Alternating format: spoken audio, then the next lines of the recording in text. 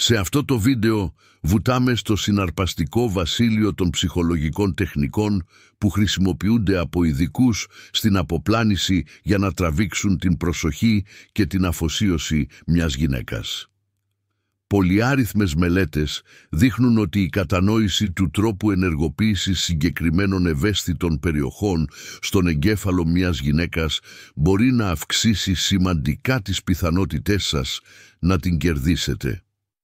Μείνετε κοντά καθώς αποκαλύπτουμε αυτές τις εκλεπτισμένες στρατηγικές για να επηρεάσετε διακριτικά το υποσυνείδητό της, πατώντας στα πιο δεκτικά σημεία του. Κάθε τεχνική είναι μια προσεκτικά σχεδιασμένη τακτική που έχει τις ρίζες της στην ψυχολογία, που σας επιτρέπει να προσελκύετε γυναίκες με μεγαλύτερη ευκολία. Έχει να κάνει με την εξερεύνηση των αποχρώσεων της τέχνης της αποπλάνησης, την κατανόηση των περιπλοκών του μυαλού και τη δημιουργία συνδέσεων που ξεπερνούν το επιφανειακό. Μη χάνετε στιγμή, καθώς κάθε γνώση είναι το κλειδί για να κατακτήσετε την τέχνη της αποπλάνησης και ως μπόνους η τελική τεχνική θα προσφέρει έναν γρήγορο τρόπο πρόσβασης στο μυαλό της, δίνοντάς σας ένα πλεονέκτημα στην οικοδόμηση ενός βαθύτερου δεσμού. Λοιπόν, ας πηδήξουμε αμέσως, ας απορροφήσουμε τη γνώση και οπλιστούμε με ψυχολογικά εργαλεία για να βελτιώσουμε τις αλληλεπιδράσεις σας. Εάν βρίσκετε αυτό το περιεχόμενο διορατικό, φροντίστε να κάνετε like και να εγγραφείτε για περισσότερα σχετικά με το Mastering the Art of Seduction. Ας ξεκινήσουμε με την πρώτη τεχνική. Έρευνα σχετικά με τις επιπτώσεις της παρατεταμένης οπτικής επαφής έχει αποκαλύψει έναν ενδιαφέροντα τρόπο για να διαμορφώσουμε το πώς μας αντιλαμβάνονται οι άλλοι. Όταν χρησιμοποιείτε με κάποιον που σας ενδιαφέρει, αυτή η τεχνική μπορεί να κάνει τα μάτια σας να φαίνονται ιδιαίτερα μαγευτικά. Το μυστικό είναι στη διατήρηση της οπτικής επαφής ενώ μιλάμε. Να πώς, κοιτάξτε την στα μάτια και κρατήστε το βλέμμα σας για περίπου 3,5 δευτερόλεπτα και μετά μετακινήστε ομαλά την εστίασή σας σε άλλο σημείο, σαν να είναι μια εντελώς φυσική μετάβαση. Αυτή η λεπτή δράση δημιουργεί την εντύπωση ότι κοιτάζει βαθιά την ουσία της, μεταφέροντας μία αίσθηση μοναδικότητας και πυροδοτώντας την επιθυμία για περισσότερες από αυτές τις μαγευτικές ματιές στο μέλλον. Έτσι, την επόμενη φορά που θα μιλήσετε με κάποιον ειδικό, δοκιμάστε να χρησιμοποιήσετε αυτήν τη μέθοδο για να προσθέσετε λίγη γοητεία στο βλέμμα σας και να δημιουργήσετε μία σύνδεση πέρα από λόγια. Είναι ένας απλός αλλά ισχυρός τρόπος για να την κάνετε να νιώσει ότι την εκτιμούν και να αφήσετε μια μόνιμη εντύπωση. Προχωρώντας στη δεύτερη μέθοδο, το φαινόμενο Μπενζαμίν Φράνκλιν, μια ψυχολογική αρχή που μπορεί να διευκολύνει τη διαδικασία της έλξης. Πήρε το όνομά του από το σοφό ιδρυτή πατέρα. Αυτό το αποτέλεσμα υποδηλώνει ότι το να ζητήσεις από κάποιον μια μικρή χάρη μπορεί να αυξήσει την απήχησή σου. Εδώ είναι η ψυχολογία πίσω από αυτό. Όταν κάποιος σας κάνει τη χάρη, δικαιολογεί υποσυνείδητα τις ενέργειές του σκεπτόμενοι. Αν το κάνω αυτό, πρέπει να σημαίνει ότι μου αρέσει αυτό το άτομο. Είναι ένας λεπτός αλλά ισχυρός τρόπος να αλλάξουν την οπτική τους. Για να το εφαρμόσετε, ξεκινήστε με απλά αιτήματα, όπως να ζητήσετε από την Μπρέντα να σας φέρει ένα ποτό ή να ζητήσετε κάτι τόσο μικρό όπως ένα κομμάτι χαρτί ή ένα στυλό. Αυτές οι μικρές χάρες δημιουργούν ευκαιρίες για θετικές αλληλεπιδράσεις, φυτεύοντας τους σπόρους της έλξης μέσα από κοινές στιγμές που υποσυνείδητα συνδέουν τη βοήθεια με την έλξη. Το τρίτο κόλπο είναι να επαναλάβετε το όνομά της, μια φαινομενικά μικρή χειρονομία που μπορεί να έχει σημαντικό αποτέλεσμα. Το να αναφέρετε και να θυμάστε το όνομα μιας γυναίκας στη συνομιλία την κάνει να σας βλέπει διακριτικά ως κάποιον έμπιστο και οικείο. Δεδομένου ότι οι περισσότεροι άνθρωποι δεν δίνουν συχνά προσοχή σε αυτή τη λεπτομέρεια, αυτή η τακτική σας ξεχωρίζει. Όπως δείχνουν οι αρχές του Αριστοτέλη για την πειθό ήθος, λογότυπος και πάθος, η αποτελεσματική επικοινωνία οικοδομεί εμπιστοσύνη. Αναφέροντας το όνομά της 3 έως 5 φορές στη συζήτηση, δημιουργείται οικειότητα, καθιερώνοντας τον εαυτό σας ως ένα μοναδικό άτομο που ξεχωρίζει από τους υπόλοιπους. Το τέταρτο κόλπο είναι η μεταδοτική θετικότητα.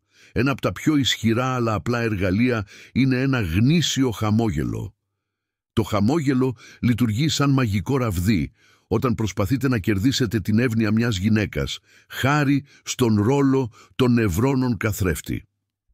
Όταν της ρίχνετε ένα ειλικρινές χαμόγελο, οι νευρώνες καθρέφτης της ενεργοποιούνται, οδηγώντας την να αντικατοπτρίζει ασυνείδητα τη θετική σας ενέργεια. Αυτή η συναισθηματική απόκριση συνδέει την ευτυχία της με εσάς, κάνοντάς σας να φαίνεστε επιθυμητοί και ευχάριστοι. Έτσι, την επόμενη φορά που θα συνομιλήσετε, αφήστε το χαμόγελό σας να κάνει τη δουλειά. Όχι μόνο φωτίζει τη μέρα της, αλλά δημιουργεί επίσης μια διαρκή θετική σχέση μαζί σας. Στην πέμπτη μέθοδο, λεπτή σωματική επαφή. Η έρευνα επιβεβαιώνει ότι το φυσικό άγγιγμα παίζει καθοριστικό ρόλο στην ενίσχυση των συνδέσεων. Η ομορφιά της αφής έγκυται στην ικανότητά της να μεταφέρει συναισθήματα και να δημιουργεί εγκύτητα χωρίς λόγια. Εστιάστε σε ελαφριές, μη παρεμβατικές πινελιές, όπως ένα σύντομο χέρι στον ώμο ή τον πύχη. Όταν ξεκινήσει η μουσική, ζητήστε της να χορέψει, αρπάζοντας μία προγραμματισμένη στιγμή για επαφή, ή κατά τη διάρκεια αυθόρμητων στιγμών, όπως να τη βοηθήσουμε να διασχίσει έναν δρόμο, να βρει έναν τρόπο να δημιουργήσει αυτό το ελαφρύ άγγιγμα. Αυτή η προσεκτική αλλά τολμηρή τακτική ενθαρρύνει την οικειότητα και επιταχύνει τη δημιουργία συνδέσεων. Η έκτη τεχνική είναι γνωστή ως φαινόμενο χαμελέοντα. Μελέτες έχουν δείξει ότι οι άνθρωποι έλκονται φυσικά από εκείνους που μιμούνται διακριτικά τις πράξεις τους. Αυτό το εφέ κατοπτρισμού δημιουργεί έναν δεσμό, κάνοντας το άλλο άτομο να αισθάνεται άνετα. Δώστε προσοχή στις χειρονομίες της και επαναλάβετε τις διακριτικά κατά τη διάρκεια της συνομιλίας. Μπορεί να ακούγεται ασυνήθιστο, αλλά αυτή η μικρή προσαρμογή μπορεί να την κάνει να αισθάνεται πιο άνετα και συνδεδεμένη μαζί σας. Τώρα στην 7η τεχνική να την κάνεις να γελάσει. Η επιστήμη υποστηρίζει αυτό που πολλοί ήδη γνωρίζουν. Η καλή αίσθηση του χιούμορ είναι ένα ισχυρό εργαλείο σύνδεσης. Όταν γελάει, ο εγκέφαλος της απελευθερώνει ενδορφίνες, ενισχύοντας τα θετικά της συναισθήματα προς εσάς. Το γέλιο γίνεται μια υποσυνείδητη γέφυρα για να συνδέσετε την ευχαρίστηση με την παρουσία σας. Το 8ο κόλπο είναι το Lisbeth Tip Effect, υπογραμμίζοντας τη δύναμη της πρώτης εντύπωσης. Η πρώτη εντύπωση που δημιουργείται συχνά διαμορφώνει τον τρόπο με τον οποίο κάποιος σας αντιλαμβάνεται μακροπρόθεσμα. Αυτή η τεχνική απαιτεί να προσέχετε πώς παρουσιάζετε τον εαυτό σας, συμπεριλαμβανομένης της προσοχής στην εμφάνισή σας, τους τρόπους και τους τρόπους έκφρασης. Χρησιμοποιήστε αυτές τις πρώτες στιγμές για να δείξετε ιδιότητες που την κάνουν να σας βλέπει ως το άτομο που αναζητά. Η 9η τεχνική μας αποπνέει αυτοπεποίθηση. Η αυτοπεποίθηση είναι ένα ελκυστικό χαρακτηριστικό που προσελκύει τις γυναίκες φυσικά σε άντρες που ζουν με τα δικά τους πρότυπα αντί να αναζητούν επικύρωση.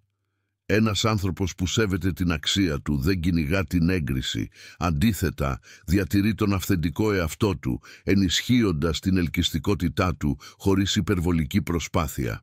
Τέλος, η 10η άκρη είναι η δύναμη της στάσης του σώματος. Μελέτες δείχνουν ότι η στάση του σώματος μεταδίδει πολλά για τα συναισθήματα και την αυτοεκτίμησή μας. Παρουσιάστε τον εαυτό σας με δύναμη, κρατώντας τους ώμους σας χαλαρούς, το κεφάλι ελαφρώς ανασηκωμένο και την πλάτη σας ίσια. Αυτό όχι μόνο σηματοδοτεί εμπιστοσύνη, αλλά σας κάνει και πιο προσιτούς. Σας ευχαριστούμε που παρακολουθήσατε. Εάν αυτές οι συμβουλές είναι πολύτιμες, μοιραστείτε το βίντεο με άλλους που μπορεί να ωφεληθούν και αφήστε τις σκέψεις σας στα σχόλια. Οι πληροφορίες αυξάνονται όταν μοιράζονται. Τα λέμε στο επόμενο βίντεο.